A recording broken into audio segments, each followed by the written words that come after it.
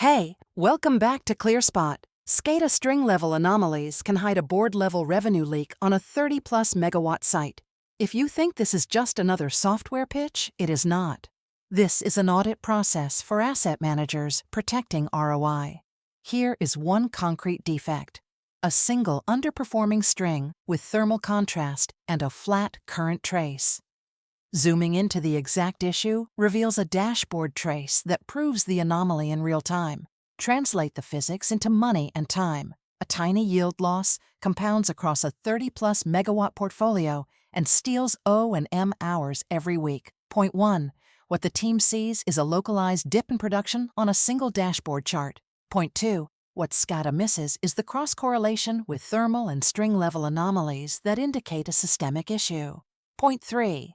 The AI agent surfaces the fault before it becomes a warranty, safety, or revenue event. We covered the visible symptom and the hidden mechanism. Now here is the decision that prevents the real loss. AI does not replace your technician. It acts like a super technician that triages faster and flags priority defects.